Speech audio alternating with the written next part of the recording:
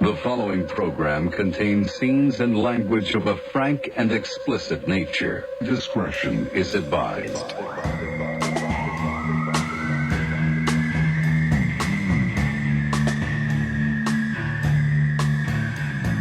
Hi. What I meant was, hey everybody, this is Dan. Welcome to episode 88 of Rare Form Radio with your host and your favorite host, Dan Cleary, and his co-host for the month of March, Mr. Kyle Konkiel. What's up, dude? How are you? Good, man. This is my last one, and I'm not gonna lie. I've been really digging our schedule that we've had, like you know, Fridays or Saturdays, like 9:30ish. I'm just like, gives me something like, oh yeah, I'm gonna go hang out with Dan. But this is my last day with you, and I'm a little upset about it. There's nothing to say we're not going to do this again. Okay. I think people are liking the residency thing that I'm doing. Yeah. And I have no reason to stop. There's not a permanent fill-in at the moment. I haven't heard from Todd whether he's coming back yet or not. So I'm going to keep doing it. So in a matter of months, you may hear from me again. But today, this is episode 88. And for maybe not everybody, but a lot of people might know that the number 88 is weirdly synonymous with neo-Nazism. Did you know that? No, I didn't. Okay, so you'll see a lot of that makes sense though. Do you know why?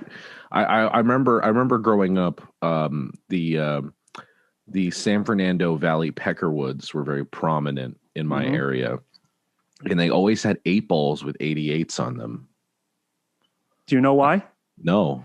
Okay, so the 8th letter of the alphabet is an H. So 88 is HH, which is Heil Hitler. Heil Hitler, yeah. So you'll see a lot of like Nazis and I guess Peckerwoods and you'll see a lot of prison tattoos of 88 or patches on jackets.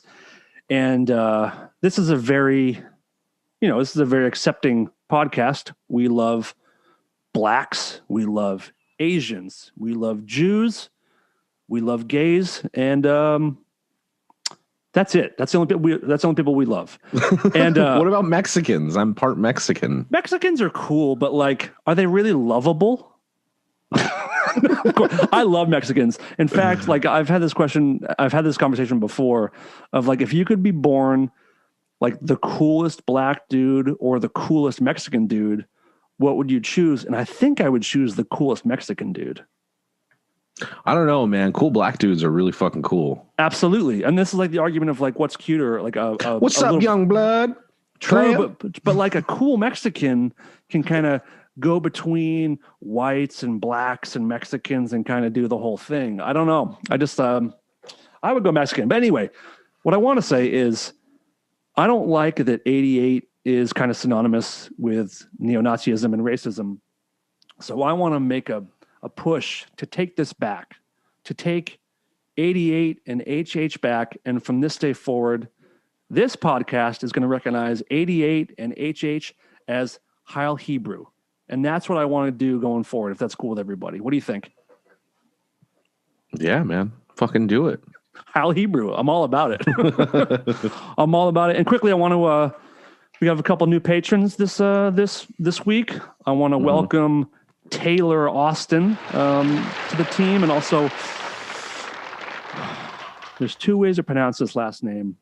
I'm going to gamble. Carl Tregali, but it might be Tregale, but I'm going to say Tregali. How would you pronounce Tregale? Tregali. Right? It is. Yeah, it has to be. Wait, maybe if it was an I, it would be Tregali. Yeah, so maybe Tregale? Tregali? I'm saying Tregali. All right. Yeah. All right. We're gonna go with Tregali. Welcome, Taylor and Carl. Thank you guys very much. Did a really fun patron-only video this week to celebrate St. Patrick's Day. I did like a watch-along commentary of the classic 1993 smash hit Leprechaun, and it was a really, really good time. I hadn't seen it since it came out, and it does still suck, but it is really, really funny. It is a funny movie. And it's actually better than I thought than I remember it being in a weird way. Like it wasn't, it's not great, but it was definitely better than I expected. It's better than Leprechaun in the Hood. Oh, absolutely. Yep. Absolutely. And it's definitely better than Leprechaun 2. I don't remember Leprechaun 2. It can't be as bad as it can't be as bad as Troll 2, which is known as like one of the worst movies of all time. No, and it had nothing to even do with the first Troll movie, and they weren't even trolls; they were fucking goblins. I know, it's such a dumb. I know, dude. I'm with you. But welcome to the new patrons. If you guys would like to be part of the Patreon family, please go to patreon.com/rareformradio. Pick a tier that works for you. You'll get director's cuts. You'll get free episodes a month that aren't available to the general public. And every now and then I'll do these movie watch-alongs. I plan to do some like album reviews. People requested that you and I do a separate Patreon episode where we just do like a deep dive on nerdy music-based stuff, which I'd be down with. I mean, maybe 3 people on the Patreon would enjoy it, but they would enjoy it a lot. But I'm down maybe. How's your week? What's new with you? Oh, I mean, not too much, man. We're finally kind of dwindling down our candidates for a singer, and hopefully within the next week or so we'll have a better idea of who might be filling those shoes. I've been in the recording studio a lot this week. Mates is starting to pick up like Corona never happened. It's been insane. LA is going nuts. I mean, I was at Mates a little while ago, and it's definitely getting like, oh, are we back? I mean, I haven't heard about any gigs, but people seem to be working. So yeah, people are doing something. Right. It's like speakeasy type shit or something. I don't know. Yeah. Okay. But I've been doing that, and I've been playing some Cyberpunk on my PS5, as you can see. God, I still can't find one, but go ahead. And just trying to relax. I ate really well this week because my whole thing this last year is I've been eating like a pile of dog shit. I might as well be eating a pile of dog poo or cat poo. Okay. Okay. But I heard you can get weird bacteria stuff from cat poo, so don't eat cat poo. But not dog poo? Not dog poo. That seems there's crazy. There's like parasites that live in cat poo. But don't dogs like notoriously have worms and shit? I mean, not if you take care of them. Oh, gross. Okay. But other than that, I watched the Zack Snyder Justice League, and I watched it twice. Whoa, that's 8 hours of movie.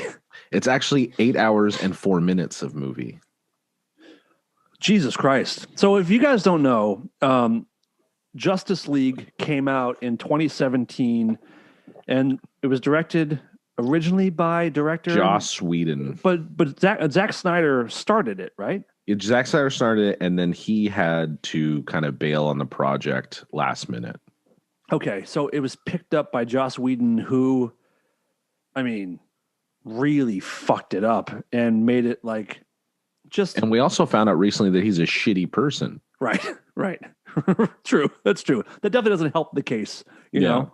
So what was the problem with the first Justice League, in your opinion?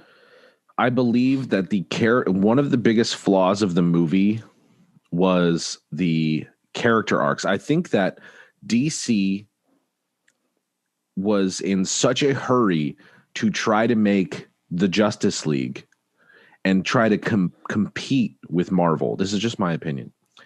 Is that before the Justice League movie should have even been a thing, all right, we had Man of Steel, which is a great fucking film. I love that film. I think it's the best Superman film ever made.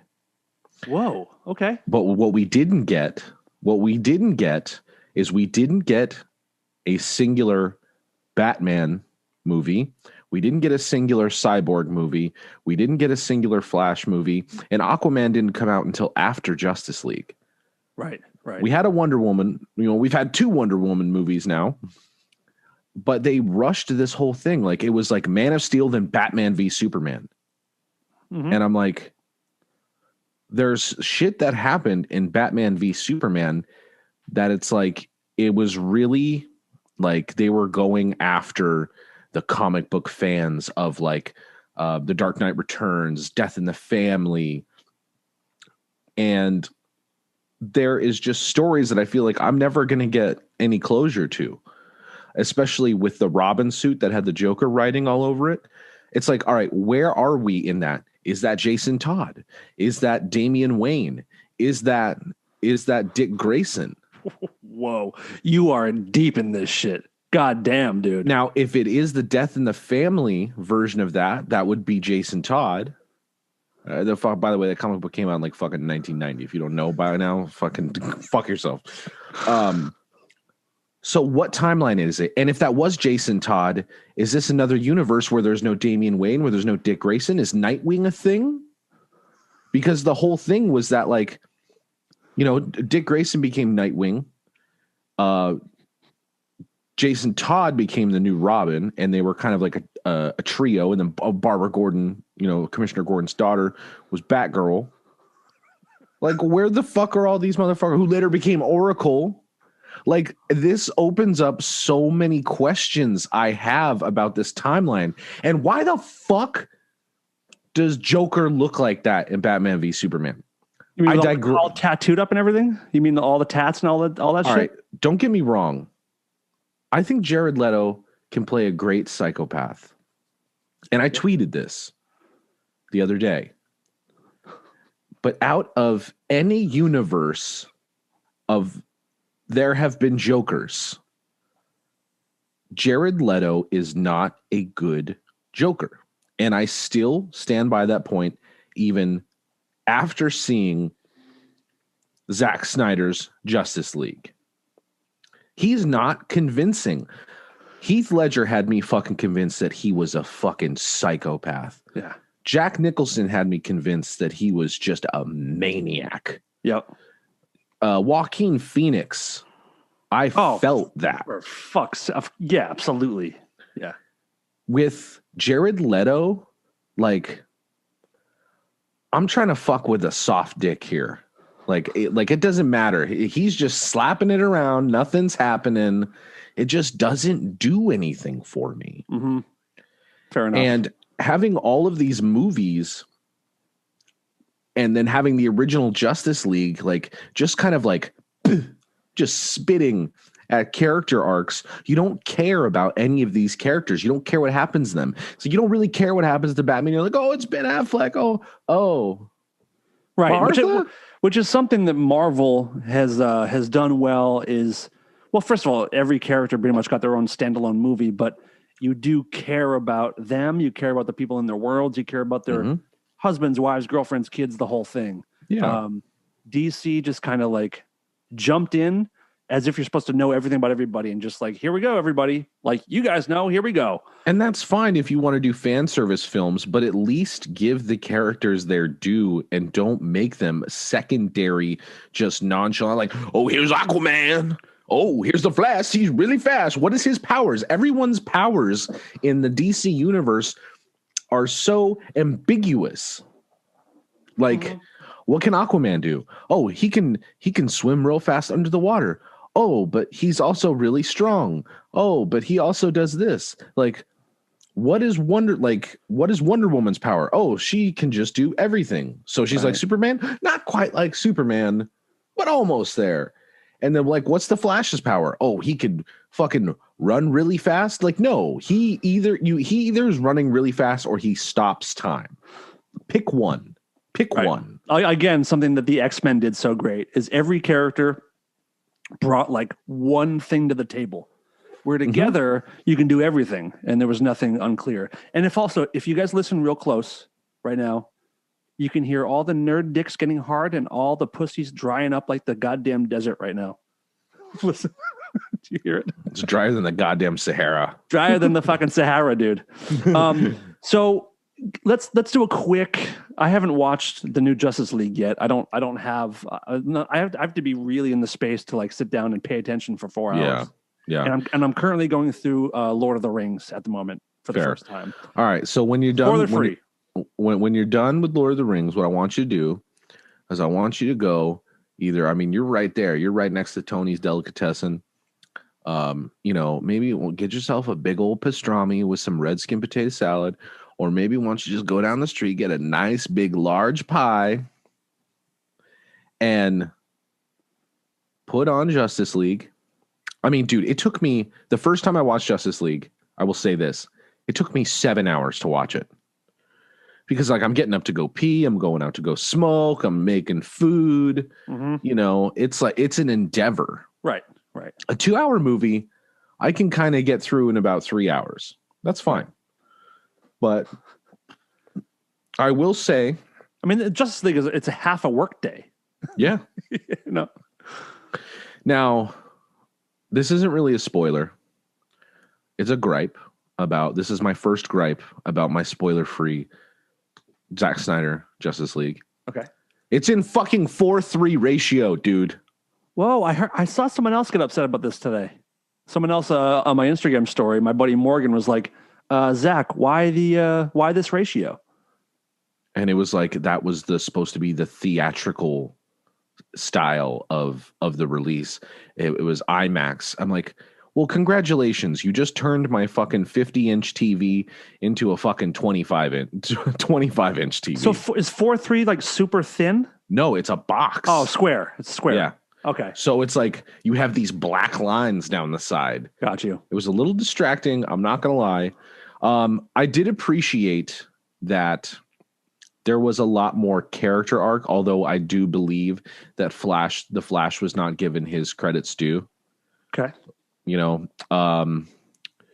It's long. The first couple hours, like when you get to like hour 2, and I mean, you've obviously seen Justice League 1, right? Yeah. I don't remember it very much, but yes, I did. When you get to hour 2 and you're like, these motherfuckers haven't even resurrected Superman yet. Mm. Oh yeah. So you should know that like when these movies started, Superman is dead. And that's kind of the big thing is like, what happens now that Superman is dead? You know he's coming back, but like if you said it's 2 hours in, he's still not around, it's like, whoa, that's crazy. Yeah. So I did appreciate some of the character arc for Cyborg. I think he's an underutilized character, has been an underutilized character. I mean, considering the DC movie franchise hasn't been very large, it's like there's been a shit ton of Batman movies. There was the Red series with Bruce Willis, Constantine, obviously, which is based off of Hellblazer. Loved. And that's really been it. But I really felt like they did themselves an Injustice League by by not giving these characters movies before. Like, let everybody like get emotionally involved and get everybody get sentimentally attached to these characters, because it's like you might be going in just as a Fairweather fan. Like, bro, I love the Flash. He's so fast. I think that's a really cool power. Or, I really love Aquaman. He can talk to the fishes, said nobody. But give these people their story arc so when they all come together, it like regardless of how shitty the movie is, it will be so much more impactful as a film. It would be like if Marvel started their whole thing with the Avengers. Yeah. Right? It's like, well, okay, like I said a minute ago, you don't know what everyone's deal is. Yeah. And okay. Well, I will be watching it. All right. It wasn't. Here's where my review gets tricky, because the original cut of the Justice League was a coat hanger abortion of a film. And the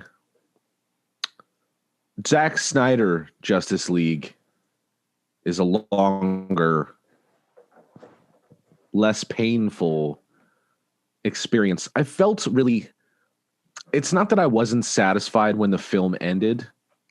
I was just, and I guess that's where films kind of do their job. I was craving more from the story that I was given. Fair. It's not a bad movie. 2017 Justice League is a bad movie. 2021 Zack Snyder Justice League is, I'm going to give it in between okay and good. Oh, the review. I mean, most of the fan reviews have been pretty beaming. People seem to be pretty stoked with it. Maybe just because there's not a whole lot. It's not too hard to beat the last one. That might be it too. No, it's really.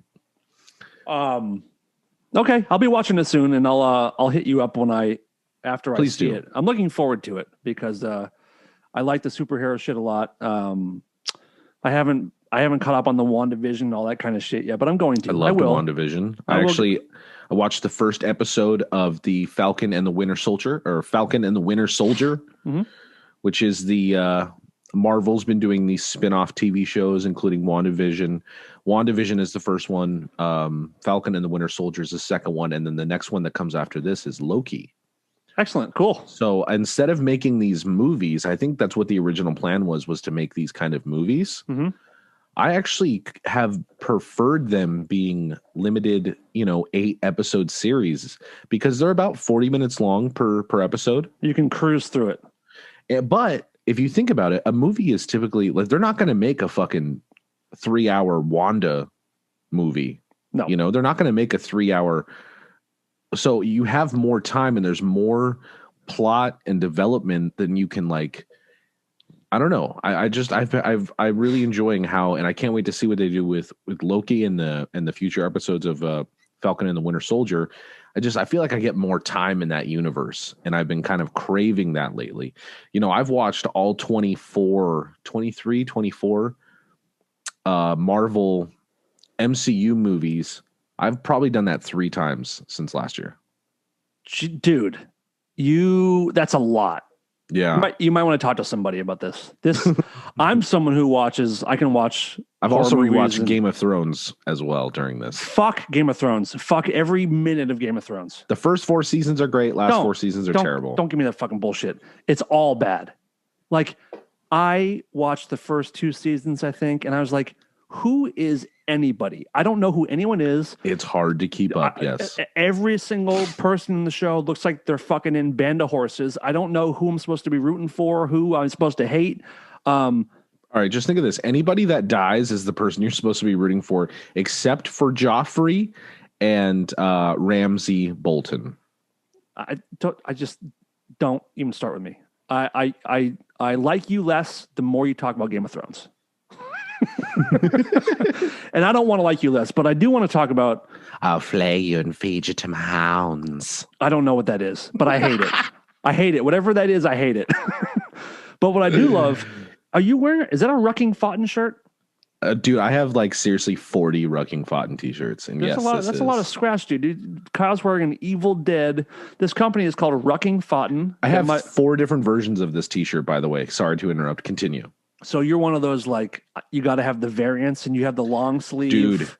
Dude, this Wednesday, I get my fucking Big Trouble Little China and my They Live variants. I got 2 of each. Wow. There's one thing that I really wanted from them. By the way, Rucking Fountain is a company. They're a Japanese company, I believe, but they're based in the U.S., or they ship from the U.S. No, there's just movie fans from Toledo, and they make fucking bootlegs. Okay, they make bootlegs, and somehow they're not shut down. And Sean and Jeff. People love their shit, and because it's fucking awesome. Yeah. But I really want to get, because they're out of stock, is the Night of the Living or Return of the Living Dead fucking jogger pants with the shit down the legs. So all of that stuff, it's all timed. You have to, like, I signed up for their text messages to let me know when. So, dude, I ordered my Return of the Living Dead. I have 4 t-shirts coming from Return of the Living Dead. I ordered back on October 19th. Yeah. I had 4 all over prints. Yeah. I had 2 long sleeves and 2 short sleeves. I still haven't gotten them yet. Are you friends with these guys? No, but I always post them when I'm wearing one of their t-shirts, and they always repost. And honestly, like, for when I first started, like, kind of when the bands first started getting popularity, I was getting a lot of free t-shirts and a lot of free stuff. And I actually made a friend with my buddy Eric D. He gave me 2 t-shirts from Meth Syndicate. And then honestly, I kind of started feeling bad. I'm like, this is what this guy does for a living. This isn't just like a hobby. Mm-hmm. So just ever since then, I've never asked any of these t-shirt companies, independent t-shirt companies, for stuff. Mm-hmm. And I just buy them. Like, granted, Jad from Jad Dovey, jadisrad.com, he gave me a massive care package and a discount code one time. But ever since then, which was over a year and a half ago, anytime I get my shirts from these companies now, I do not ask for a discount. I do not ask for any shit for free. I get the drops when they come out. Yep. And that way I know I'm guaranteed to have them. And it makes me feel better because I'm like, you know, I feel like I'm helping supporting people who, you know, that's my thing. Like, yeah. If I like free stuff sometimes, but if there's a company I really love, I want to give you my money. I want to support you. I want you to succeed, and I want you to feel valued by me. That being said, if Rucking Fountain wanted to send me a bunch of shit, I would happily take it because I recently bought one of the True Romance hoodie. And my buddy Johnny I need to invite you to the Facebook group because there's a lot of shit that you can get that people like, oh, you know what? This didn't fit how I liked it, or I decided I didn't want this. It's never been worn. Nice. It's a little bit more expensive than when you get the drops, but I mean, I've gotten it. Yeah, I gotten a lot of shirts from the Facebook group, just like stuff that I'd missed. And I'm like, oh, fuck, they got that? That's Hell cool. yeah. I don't care if it's too big. I don't care if it's too small. I'll fucking lose weight and I'll fit into it. You know? Like, fair. You know. Speaking of looks, do you notice anything, dude? You know what? You're looking a little bit more handsome today than usual. What could your it be, dick out? Dude? If my dick is out, I would not show it to anybody. It is pitiful. It's disgusting. It's small. It goes 4 or 5 different directions. Like if my dick were longer, it would be great for like snaking out a clogged sink. You know, getting all the, I don't know what I'm saying. I'm just fucking being stupid. But your hair looks very nice. Your boy Danny got some highlights today. You're looking very like young and just. That's weird because I've heard that a few times today, and I'll take it. Just fertile. Like you're full of virility right now. I have a small dick, but my cum is very strong. Like I could impregnate everybody listening. I can get you pregnant, guy or girl. I don't care. I got good sperm. So I've wanted to have blonde hair at some point in my life for my whole life. And I figure, why not wait until I'm in my 40s? Yeah, there you go. Same. There you go. Yeah, I got a little shave too, you know? A little bit. Yeah, my haircut's the same, but I got some little McGrath action going. And I've always wanted a mohawk and I never did it. And I'm scared to do it now because I feel like my hair is thinning in the front. So if I cut a mohawk now, I won't be able to grow my hair back. I don't know how that would look thin. for me. My hair is super thin in the front. Like I got these little power alleys going a little bit that I try to cover up, but I got it thinning out. But it grows back. You can shave it and it'll grow back. No big deal. All right. No big deal. Right. Did you ever see Gleaming the Cube? No. Wait. The movie The Cube? No, Gleaming the Cube with Christian Slater as a skateboarder. No, dude. Okay. Again, I feel like every week I tell you to you should sign off right now and you should go watch Gleaming the Cube. It's one of my favorite movies ever. It's Christian Slater, in my opinion, at his peak, but he has these kind of like blonde highlights and he looks cool as fuck. That was 80s, dude. 80s, and he was early 90s. This was 87. I remember that year. What year did Gleaming the Cube come out? Gleaming the Cube was released January 13th, 1989. 89. So he's a high schooler, and he has a adopted brother who is Vietnamese. Does he fuck him? No, he doesn't fuck him. All right, so it's not like Pornhub lately. No, but if they ever were to remake it, I would hope that he would fuck his Vietnamese brother. You know, just because take a risk for fuck's sake. Make it like LGBT friendly and do the whole thing. But Christian Slater is a super cool skateboarder, has a Mike McGill deck. Tony Hawk's in the movie, Lance Mountain, all these guys are like his buddies. I know what movie you're talking about now. Yeah, and his brother. If I saw it, it was a long time ago. So in the movie, his brother is killed, and Christian has to Brian Kelly is his name, has to go find out, who killed his brother and avenge his death. And I watched this movie every single day for 2 years. So I've seen it, 700 times I've seen this movie. Yeah. I was obsessed, but Christian had these like this blonde hair in the movie. And since then, so since like 89 or 90, I've wanted to do this. So I figured I may as well do it, you know? So I'm midlife crisis. I'm dyeing my hair blonde. I have a new, Ford Bronco ordered on the way, and it's red, which is like the midlife crisis color, Yeah, so I'm going to lean into it. I started doing edibles. I started doing weed in my late 30s, fuck it. I'm doing everything backwards. You know what, man? I just say, I never really got into reefer when I was a teenager. I didn't like it.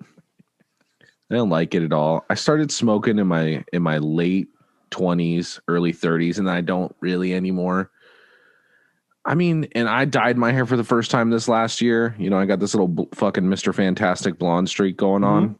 Mm-hmm. Not sure what the fuck to do with it. It was purple. It was fucking green. Now it's just white. I like it. I like the white. White is right, is what they say. White is right. is what it's when it comes to hair. When it comes to hair. HH, Heil Hebrew. Okay. What are you drinking, dude? What is that? Oh, dude. So I went to the store the other day, and I've been trying to find flavored Topo Chico at grocery stores near my house. You're trying to find what? Flavored Topo Chico. What the fuck is that? Sparkling water, but it's actually good. It's not like this LaCrux shit that everyone fucking drinks. I have a long-standing war with LaCroix and people that like it. And if I ever hear the word pamplemousse again, I'm going to blow my fucking head off. Fucking but go ahead. Pomple this. Yes. All right. So instead of LaCrux's kind of just taste like it's like the fruit stripe gum of sparkling water. Mm-hmm. Like Topo Chico actually has a nice flavor and it feels refreshing to me. It could be all the same shit, but I don't know. It sounds Mexican and it sounds better. Right. So I haven't been able to find that. So I was like, I need something that's got bubbles in it. And I found this caffeine-free, zero sugar squirt. And I'm one of those guys who's just like, yeah, squirt's a cool soda, whatever. But this, dude, this is refreshing and it's tasty and it's got no calories, no sugar, no added sugar. And it's only got 55 milligrams of sodium. It is. How close is it to regular squirt? You know how Diet Dr. Pepper is the closest thing that tastes like regular Dr. Pepper? I hate Dr. Pepper, but I think what about Coke Zero compared to Coke? No, this tastes more like squirt than Coke Zero tastes like Coke. Now, here's the big question, because here's my problem. Is that a soda? Yeah, it's a soda. Okay, so I'm drinking Monster. Is Monster a soda? No. Okay. It's an energy drink. But what you're drinking is carbonated, has no sugar and no caffeine. What I'm drinking is carbonated and has flavor and has caffeine but no sugar. I don't think this is a soda either, because I quit soda on New Year's Day 2018 on Jane's Addiction played Aspen on New Year's Eve of 2017. Ooh. They did it 3 years in a row or something. That's tasty. Yeah, we did that a bunch. So I was, drinking 6-7 cherry Coke Zeros a day at that point in my life. Those are pretty fucking good though. They're so good. I Diet Coke, dude. Fuck, I can't go near that, dude. That's why I got the fucking squirt. Okay, that's kind of what I'm getting at. So, yeah, the first day of 2018, flying home from Aspen on the plane, I had I think I had a ginger ale or a Sprite. And on that flight, I'm like, I'm going to see if I can go a month from now and not have a soda, because I've been drinking soda in excess my entire life. I love soda. And then I got through the month. I'm like, I'm gonna try 2 months, which became 6 months. And then once I hit a year, I'm just like, weird. I think I'm just done drinking soda. It was, I can't believe I quit it, but I've convinced myself that Monster is not soda. I've Googled it and it says it's not. I don't know how it's not, but I accept it. It's the massive amounts of caffeine and taurine and guarana, and a lot of the ones that I've been drinking have CoQ10 and it's like the ones that I like to drink are kind of more of carbonated pre-workout drinks, and they have like 300 milligrams of caffeine, so like double what that has. Okay. But so I think the massive amounts of caffeine, I mean, don't get me wrong, they're both tasty. They're both tasty little beverages. The massive amounts of caffeine and the taurine, the guarana, that's what makes it the energy drink. Soda, you can have a soda, like a diet, caffeine-free Coca-Cola, which why the fuck would you want that in the first place? But if you do, whatever, you're wrong. Well, some people like soda before bed, and if you have no caffeine, you can still go to sleep. And caffeine-free Coke tastes exactly like Coke. Yeah, you can't taste the difference. But like the one thing I will say, because I stopped drinking soda for about 6 or 7 months, I did really good. And I remember the first American Coca-Cola in a can that I had, I literally almost threw up. Because it was so sugary, thick, it was just thick and viscous and like a good load. Yeah. No, it was just like, it was too carbonated. It was too everything. It was too sweet. It was too carbonated. It was too thick. I don't know. And I didn't like it. And then I was like, all right, well, I want a fucking Coke. So I went and got the Mexican Coke bottles when I came home from a tour. Yep.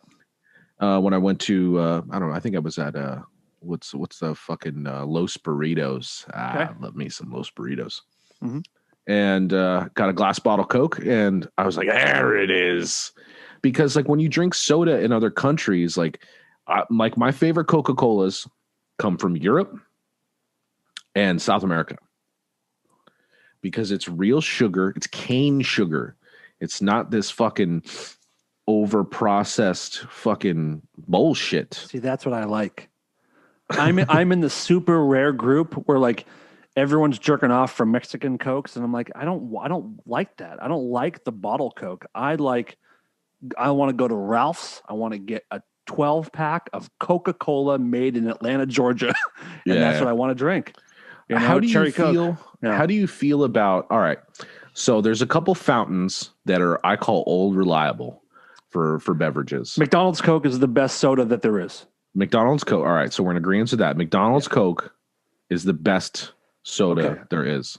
You know how like junkies, like when junkies get together and they talk about like the love of shooting up and how it makes you get the itch.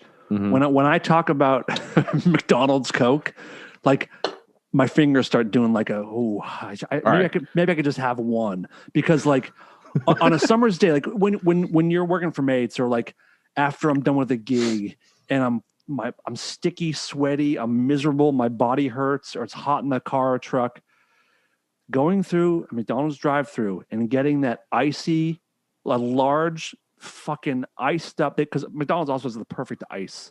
Yeah. The McDonald's Coke is just perfect. And their straw is super thick, so you can really get it in there quick. Yeah. You can really suck those bad boys down. Yeah. So, all right. So we're in agreement. McDonald's has the best fountain Coke.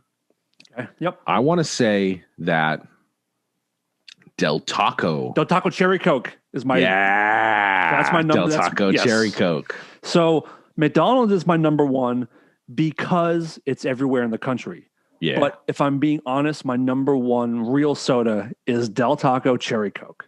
Why is it so good there? And it's not the same anywhere. I guess you could say the same about McDonald's Coca-Cola, but it's just like Del Taco Cherry Coke is just like it's there. Oh, God damn it. This might be the Falling Off the Wagon podcast. I may like wrap this up in the next minute and just run over to Del Taco and just like fiend. Just Postmate it.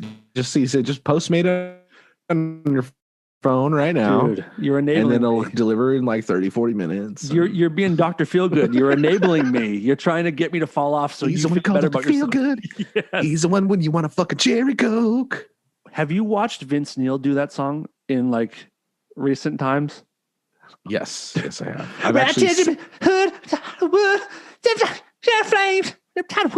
Doesn't know any of the words, and like because he's I so played a out of show breath. with Vince Neil in 2018.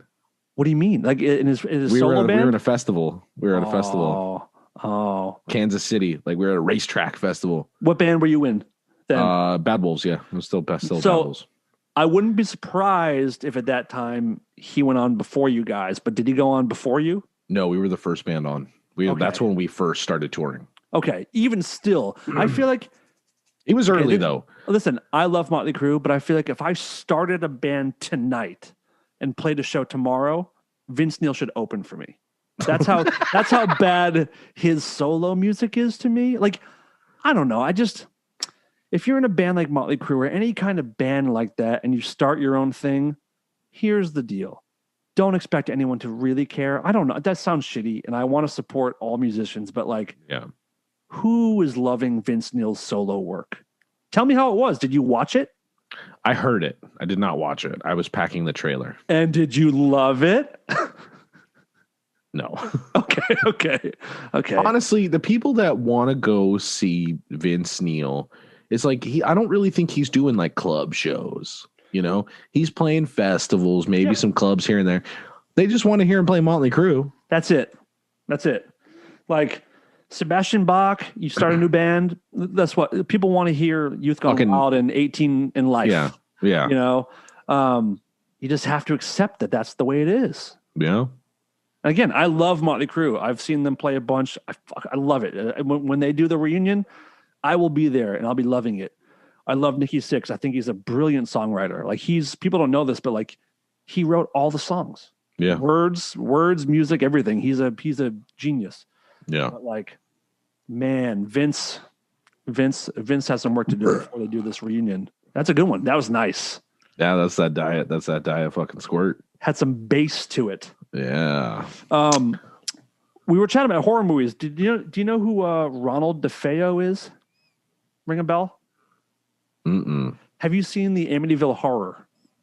Yeah. Okay, Ronald Defeo is the real life guy who. Oh, there's some news about him recently. He died. So he's the one that the Amityville Horror is based on. So when he was how old was he? I think he was 25. No, I don't know what he was, but he murdered his mom, his dad, his two brothers, and his two sisters, like little brother, little sister. Murdered them in their house, shot them all in their bed. They were all face down. I don't know how people didn't wake up, but like they were all face down in different rooms. Two of them were awake, I guess. And then the next day he reported it to the police and there was a little investigation and he eventually admitted it and tried to plead insanity and said that, he killed them in self-defense because he heard his family whispering about him and heard their voices throughout the house. And that's what inspired the movie Amityville Horror. But he died. And what a wild story. That's nuts, dude. Yeah. When's the last time you saw that movie? It's a great horror movie. It's been a minute. Oh, if you like, it has some cheesy effects, but it's still an effective, scary movie. And James Brolin plays the main guy, and he's terrifying in it. Super terrifying. Of course, we know James Brolin from Pee-wee's Big Adventure. Mm-hmm. Remember when he played Pee-wee in the Paging Mr. Herman. You have a telephone call at the front desk. All right. So before we get too much further, because I've kind of made this a thing on here. Oh yeah, 88, right? Yeah, 88. So this is my not list for the year 88 film edition. This is what was popping in to the Cineplex on a hot summer day. You're getting icy, you're getting some popcorn, maybe a couple Butterfingers. Maybe a hand job if you play your cards right. Maybe you're getting a hand job in the popcorn and then you jizz and then she still eats the popcorn. That's when you got to keep her. Quick funny story. Because my friend Stacy did my coloring today. Mm-hmm. And Stacy and my other friend Alex, another girl, we have this Monday morning movie club before COVID where like almost every Monday we'd go to the movies. And that's rad. There was a Monday we did it for years and years and years. It was great. And there was one Monday in April where I brought like a Ziploc bag full of Cadbury mini eggs, the delicious mini eggs. And I had them in my lap and Cadbury eggs. So fucking good. So fucking good. Give me those cream eggs. Just slap that cream all over my face. I don't like the cream eggs. Just I the do. mini eggs. Okay. So Stacy reaches in the bag to get some mini eggs, and she goes all the way to the bottom and grabs my balls. And like her husband is my best friend, and we grew up together, went to high school together. You know, it was just a funny little story about movies and my hair and my balls. So you were saying hair balls. Yeah. All right. So this is what Dan Clary would have been getting his balls grabbed to in the year 1988 with fucking Stacy and her hot mom. All right. In no particular order, Coming to America. Oh man, I just watched part 2. I have not seen part 2 yet. That's on my list. Pleasantly surprised. Oh, good. Great. Yeah, pleasantly surprised. Yep. Die Hard. The original. Christmas movie. Christmas movie. Yep. Nakatomi Plaza, motherfucker. Yep. Rain Man. Beautiful movie. One of my favorites, Beetlejuice. Oh man, The Ghost with the Most. Yeah. That's really good. That's classic. I think I did not see that one in the theater. I saw it when it premiered on HBO. Okay. I don't remember that. Yep. Willow. Weird movie, but I liked it when I was a kid. I wonder if it still holds up. They Live. Great. Roddy Piper. Mm-hmm. Cocktail. Great. Tom Cruise. Twins. Awesome. I did not know that was an 80s movie, by the way. I thought that was a mid-90s movie. This surprised me. I would know it was 80s. I wouldn't know 88, but it makes sense. I would have thought 89, maybe 90. Was that Arnold's first comedy? I think so, yeah. Okay.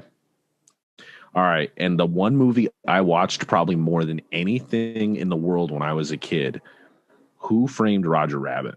Wow. That was that long ago. Mm-hmm. 33 years ago. Yeah. All right, what else we got on here? Fish Called Wanda, Big, The Naked Gun from the Files of the Police Squad. Yeah. Yeah. Young Guns. Love that movie. I went through a little Young Guns Part 1 and 2 earlier this year to rewatch. Great movies. Bloodsport. Fantastic. Child's Play, the original. Love it. What else we got here? The Last Temptation of Christ. Are you a Child's Play fan? See, when I was growing up, I had this debilitating fear of dolls, especially if their eyes blinked. Oh, yeah. Like dude. when I was like 8 years old, like I went to my buddy's house and his brothers were watching Demonic Toys. And I loved that movie. Yes. Yeah, although it's a little on the B horror side. A little? I mean, dude, I haven't watched that movie since. It fucked me up, dog. Puppet Master. It fucked me up so bad that dolls in general, I can't. Here's how much I love horror movies. I can tell you the spell where the serial killer puts his body into the doll. He says, Ade Dewey Dembala, give me the power I beg of you. That's terrible writing. Well, I mean, yeah, but my acting was pretty good, right? No, your acting was superb. I'm just saying that writing is terrible. At least in Army of Darkness, it sounded a little bit more convincing. Fair. Yeah. All right, what else we got? I'm gonna wrap this up here in a second with this list. We got The Great Outdoors. Oh, John Candy, rest in peace.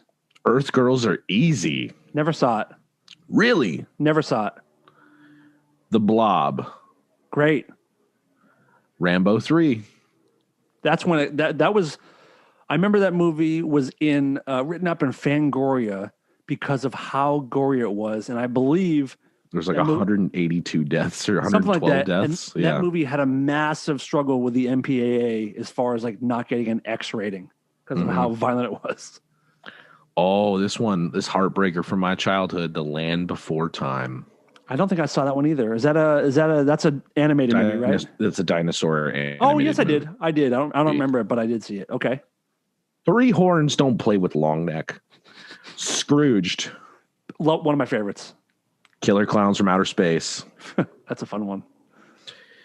And I think that's the last notable one. Thank you for your service, 1988. This has been a fun part of this co-hosting with you. It's just a little trip down movie memory lane. I like that. Well, thank you. Thank you. I want to, for the last couple of weeks, people have been submitting a couple questions, and I keep forgetting to do them. So I want the listener questions? Yeah, listener questions. And I want to finish this episode by getting to at least a couple of those. This one's for you. This comes in from my friend Ren. Ren. That's the female, right? She's a female. Do you know her? No, I don't. But I think I followed her on Twitter. Oh yeah, she's great. She's awesome. Oh, I'm sorry. I'm not supposed to call the ladies female. I'm sorry. The whammons. She's a whammon. She's a strong, independent whammon. Cis woman. Okay. Ren, I enjoy your name. She says, Ren, that was for you. I want you to ask Kyle to talk about Darren and if he's an asshole in real life from CKY. Mr. Darren Miller. Darren Miller is not an asshole. Darren Miller is one of the weirdest motherfuckers I've ever met in my entire life. Weird in what way? Like, he doesn't have a cell phone still to this day. Like, that's weird. He never hopped on board the social media stuff. I think like his management and his wife, Felissa Rose from Sleepaway Camp. Is the main girl? Yeah, no shit. That's his wife? Yeah. I didn't know that. Okay. Yeah, she's a sweetheart too. Okay. And they have three just gorgeous children. Makes sense. Okay. Darren is he is very, I don't know if the word eccentric actually like does him service? Does him justice. Okay. You know what I mean? He's just very particular. And I mean, he's not an asshole in any way, shape. He's never been an asshole to me, but he can be very all over the place. Like I said, he's a super eccentric dude. Like, he's a really talented songwriter. You know, and I've never had, like, me and him never had any bad blood whatsoever. We're actually talking about doing a World Under Blood 2 record. So nice. Yeah, maybe sometime in the near future we can work on some WUB. Beautiful. Number 2. Beautiful. But I mean, yeah, he's just eccentric and he loves music. He loves music more than anything, and movies. And he's just got this massive, like, he's got just like an entire room of just records, tapes, like all original pressings. Like, he's just a big music fan. Mm-hmm. And it like, well, he's in the right business. Yeah. But it's just like, he's like one of those music fans that like you could tell the sparkle never left his eye. Like Tarantino with movies in a way. Yeah. Yep. Yeah. With a lot less foot fetish. Oh, fair. By the way, I don't know if it's been discussed a lot, but like, I'm waiting for the day that Tarantino gets canceled, because like, I could have sworn there was talk of him allegedly like liking really young girls. And I think that might have been part of the Pizzagate stuff. I don't know. I mean, I was in there's a place in Hollywood, West Hollywood, called Jones. It's like an Italian restaurant. Yeah. And I saw Tarantino come out of there once with someone I thought was like his fucking niece or something, and they were holding hands. Now, I'm not saying she was underage, but for a 50-whatever-year-old dude, she was incredibly young. Not illegal. I don't even find it creepy, but like, there's been talk of him like it could have been his niece. I mean, I wouldn't hold hands with my nieces though. I think there were kisses, but I'm not sure. And it wasn't like this way, don't get run over. Like, she was old enough where you wouldn't hold someone's hand in your family. Yeah. You know what I mean? Yeah. It's not like it wasn't being protective. It was loving. Yeah. So above like, 8, 9, that's right when the hand holding kind of stops there. Correct. Like once you know to look both ways on the road, you don't really need to hold someone's hand. You know what I mean? Yeah. Weird. Yep. So this comes in. This is a Patreon question from our buddy Matt Slayholm. He sent this in last month, and we had whoa. Weird. Well, you just froze, and that was so weird. Okay, are we back now? Are you back? We're back. All right, back. Cool. I fucking hate Zoom. I hate this. I can't wait for this to be over. I hate it. This comes in from Matt Slayholm. He asked this question last month when I had my other co-host Helen on, who is a stand-up comedian at Funny Helen Hong. Give her a follow. And we were talking about like riders when you're on tour, you know, stuff that you get in your dressing room. Yeah. So I'm going to replace the name Helen with the name Kyle, which is your name. Okay. Yes. Can you follow along? Yeah, I got you. Even though you're just a dumb bass player like the rest of us? I think I got it. Stay with me. Okay. In the first show with Kyle, you briefly mentioned riders as you was saying all you needed was a Coke and a mic. You mentioned that okay, I'm going to start over. In the first show with Kyle, you briefly mentioned riders as he was saying all he needed was a Coke and a mic. You mentioned that that we should see some of the riders bands you've worked for have had. Would love to hear more about that. Plus any other tour stories, weird characters that we've met along the way. I don't know why, but us as a band, I don't know if it's like we all feel like we're just on the spot, but we can't come up with a fucking decent writer. Does it change every gig or something, or what happens? No, it's just like, why do we get this and not this? Like, and then when you think about it, and then it goes away, and then you don't remember, and then you don't change it, and it's just like this ever evolving shitty writer. Now, not to say there isn't good stuff on there, because there's some pretty good stuff on there, like double stuff Oreos. Fuck yes, okay. You know, Coca-Colas, we call them red labels. That's awesome. You know, we have, you know, beers or, you know, the seltzer beers or what have you. You know, sometimes a bottle of tequila for Doc, sometimes a bottle of whiskey for me. And you know, random shit like fucking Cliff bars and, you know, deli trays and cheeses and mayo. And it's just, I feel like our writer is like super boring. Right. Yeah. I if anyone is somewhat unclear, a writer is your list of the food and the stuff that you want in the dressing room that makes you comfortable and puts you in a good mood to play, or you can eat before you go, or there's mint or gum or a certain amount of towels and water. Did you say cum? Yes, a side of cum for everyone mint to take and cum. Minty cum. Also, it's basically a way for you to do your grocery shopping for the tour bus, because all the stuff that you don't use before the show, someone lugs it out to the bus and puts it in the fridge and in the drawers and everything. And the bands I've worked for, it seems like, you know, booze is always there for somebody. But working for Jane's Addiction, they were a band who like. They don't booze up. They don't booze up, do they? Like, I think, what is that? Like Dave Navarro drink like some red wine every now and again. No, he's sober guy. He hasn't drank in a long time. He doesn't do anything. But you know, Perry has some drinks, but he's like sponsored by a tequila company or something. Oh, so probably just gets fucking cases before a tour. Yeah, we bring them with us. But like these guys have like Kashi cereal and almond milk and really healthy things. And because like these guys don't want to load up on food before they hit the stage, they all have like a piece of bread with peanut butter on it. So you get some protein, you get something in your stomach before you go on stage, and then you eat when you're done. Yeah. But other writers, I mean, I've only worked. Go ahead. Oh, sorry. I don't like to eat like 3-4 hours before I go on stage. No. Like it's just like, acid reflux is a thing, or cramping. Like what like on a typical day when I'm on tour, I like to get up. We've gotten kashi before, and almond milk. You know, have some kashi Go Lean Crunch.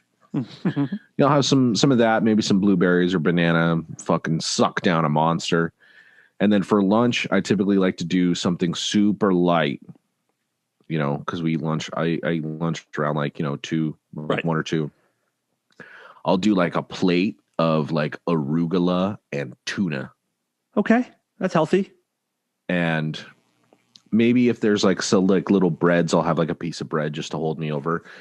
And then I would go play the show and we would get off stage right before catering closed. So I still had time to go eat. So then I would get the massive amounts of protein, the scoop of fucking mashed potatoes. And I was like, this actually kind of works for me. Yeah. Like, even though it's like reversed, like I should be carb loading earlier in the day, but I just did 45 minutes of cardio. Right. So I got a carb load now. You gotta refuel. Yeah.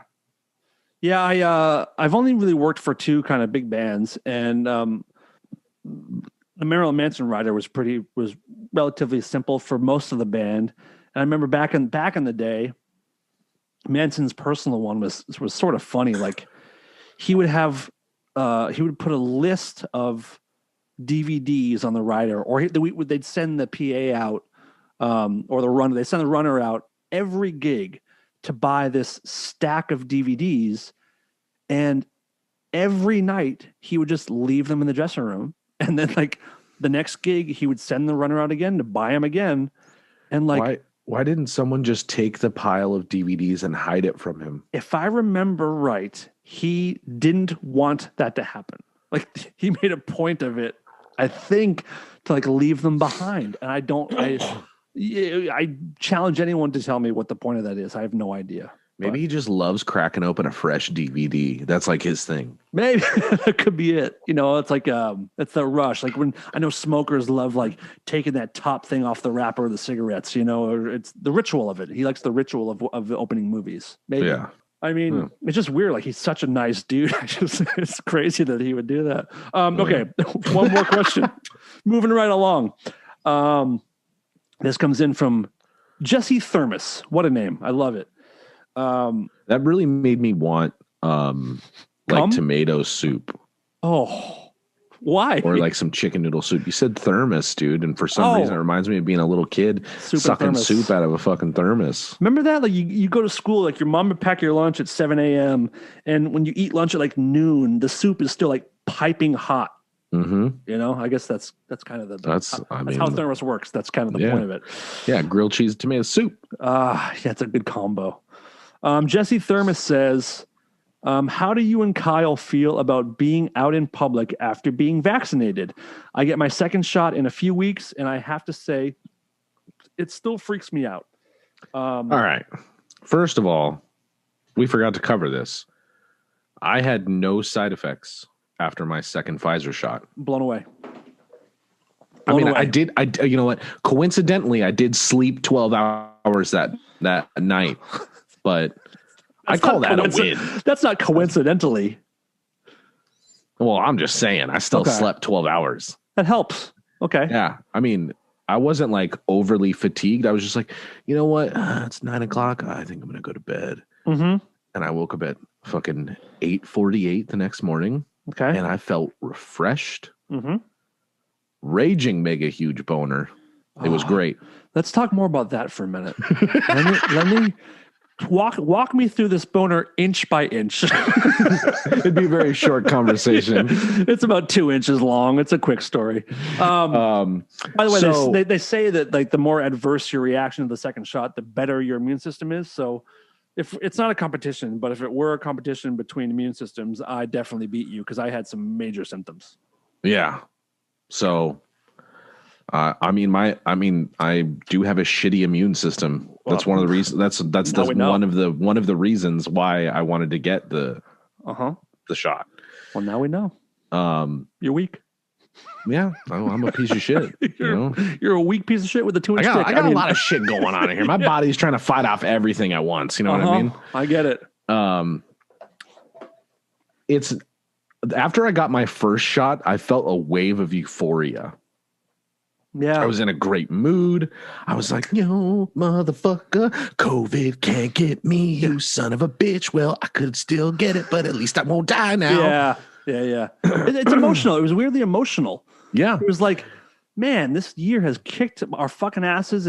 Like our year of our lives has been stolen from us, and I won. Like, it's not going to get me. Fuck you. I kind of get what you're saying. So, and then after the second shot, it wasn't as euphoric, but I was like, you know what? I got the Pfizer shot. You know, I'm 95% protected against the vid. I have a 99.99999% chance of dying. Of not dying. Of not dying. I'm not dying. Otherwise, if that were the case, don't take the vaccine. Of surviving if I did get COVID, but now I have a 95% chance of not even contracting COVID. And if I do, it'll be very subtle symptoms, or I'd be completely asymptomatic. Mm-hmm. Mm-hmm. And I do feel kind of, I'm trying not to get too cocky because, there's no evidence saying that I can't spread it still. Right. So I'm trying not to be too cocky, and I still do my duties. I do everything the exact same way I did before. But say if I'm with someone else who's been vaccinated, I feel more comfortable being in a confined space. Yeah. Being in a living room with somebody, like giving somebody a hug. Yeah. Maybe a reach around, thumb in the butt. Hell yes. Preach on, brother. Yes. Yeah, today, a similar thing of what you're saying right this second. Today, I went to my friend Stacey's house to get my hair did in her backyard, and it was the first time I went in someone else's house. Like, she cut my hair outside, but we had to wash inside. But to be inside with them, they're vaccinated. I'm 3 weeks into my vaccination, so I'm fully done with everything. Yeah, and inside with still distance, but mask off, and it was like, whoa, this feels amazing. Yeah. And my buddy Lance gave me a ride home, and is the first time I've been in a car with anyone besides my wife in a year. And he's vaccinated, but we still on the ride home, windows down, masks on, just cause. Yeah. But to be in a car with another person was I can't believe it's been so long. Yeah. And he told me a story about he went in an elevator a few days ago for the first time in a year. And I was like, dude, go back 5 years. And what if I told you that someday you're going to tell me a story about you being in an elevator and that's the whole story? How weird is that those are the kind of things that we're telling people? It's so weird to there's definitely going to be the pre-COVID and after COVID. But I really hope that people take what they've learned from this happening and kind of continue doing even though I've been vaccinated, if I choose to, which I probably will, if I'm in a large group of people, I'm probably going to still wear a mask. Yeah, it's going to be interesting to see how many people do it. I think I've already decided if I get a cold in the next, if I get a cold in 6 months or a year from now, I'm going to wear a mask when I get a cold. I think that part of Asian culture, which used to be wow, that's so strange. And now I realize, oh, you're just being polite to fellow humans. It's a beautiful thing to do. And I want to do that going forward. I want to do my part when I'm sick to not be others sick. My favorite argument that the COVIDiots have about all the COVID and how masks don't work and shit. They're like, what happened to the flu? The flu doesn't exist anymore. I'm like, you do realize that for the most part, people are washing their hands and wearing masks. Yeah, right. That's why the flu has gone down. Right. Yeah. It's very clear. Honestly, I'm going to be super careful this winter though, man, because we haven't really had that much flu going on. Right. I'm going to be masking up this winter. I don't give a fuck because I have a feeling this next flu season is going to be nasty. Probably because we're not exposed to as much right now. And so we're kind of I don't know. By the way, we're not doctors. We're not scientists. I don't know how this works. Personal opinions. Right. These are personal opinions. But part of me wonders if we're going to kind of go back into next winter, almost like infants again. You know how babies and kids get sick all the time because they haven't gotten shit yet. And that's how you build immunity. So you might be right. It's probably not a bad idea to mask up. So if you guys are listening, which obviously if you hear this, you are, please find a way to get your vaccine. It's getting easier and easier. In LA, go down to Dodger Stadium if you're in LA. Well, here's the thing: people in LA, some people have this idea that it's impossible to get an appointment. But right, if you call at 8 a.m., you can have your vaccine done at 9 a.m. right now. There's plenty of shots nationwide. Just look into it. Don't feel defeated. There's more and more shots available every day. Do your part, please. Do your part. We want everyone to be healthy and safe and get back to life as soon as possible. You know, Kyle wants to come play music for you. I want to come tune guitars for people that play music for you. And we all deserve it after the year we've had. No matter what your beliefs are, we all deserve to live and move on. And go to fucking concerts and buy a fucking overpriced beer or an overpriced drink. Yes. Also, the one thing I don't think I'm ever going to do again is, unless you're a close friend, I don't think I'm going to shake hands anymore.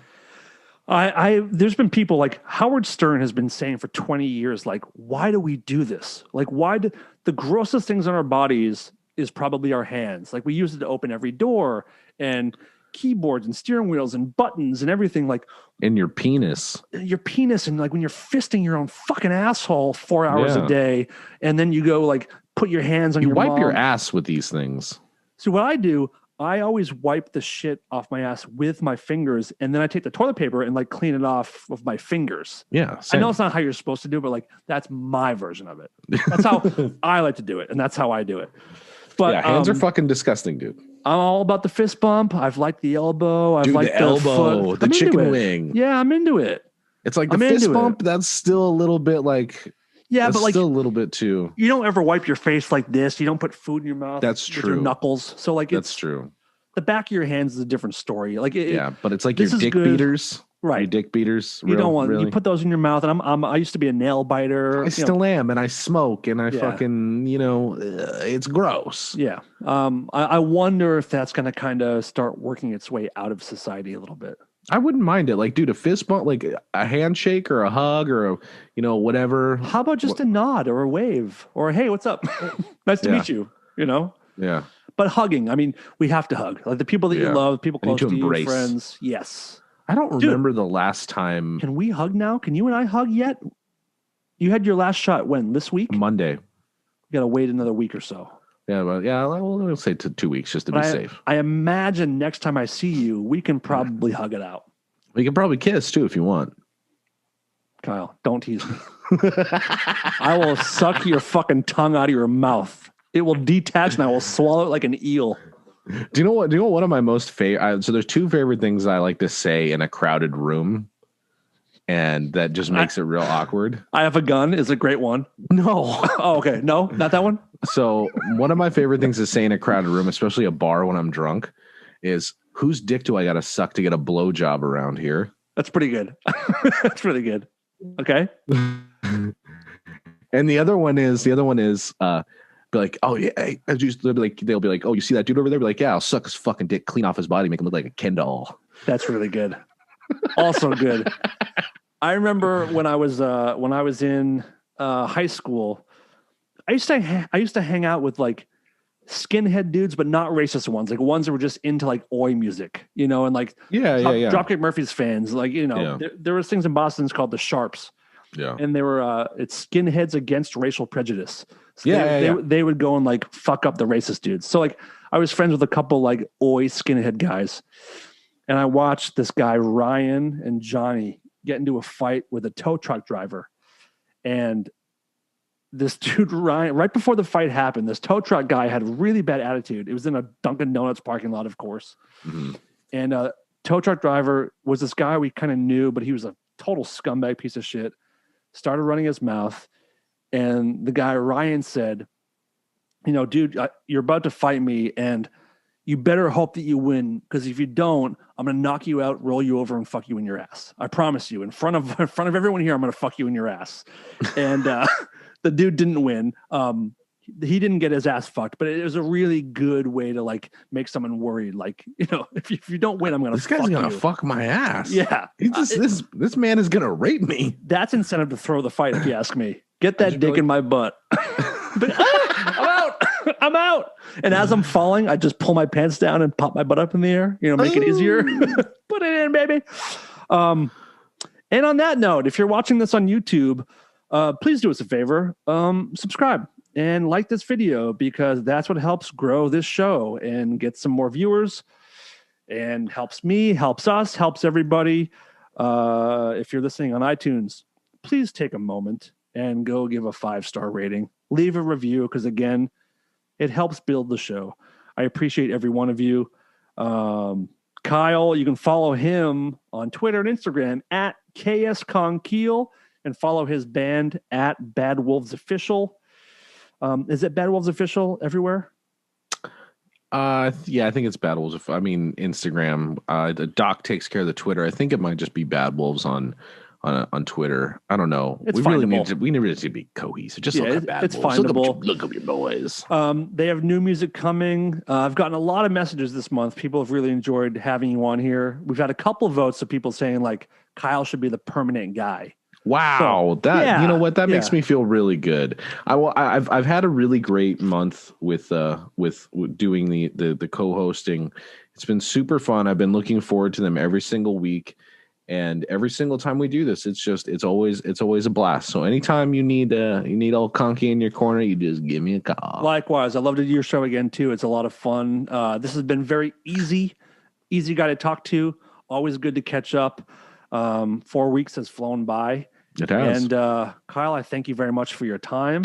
Thank you. And everybody else, again, thank you very much for supporting the show. I'm happy you guys enjoyed the Leprechaun. There'll be more Patreon stuff happening.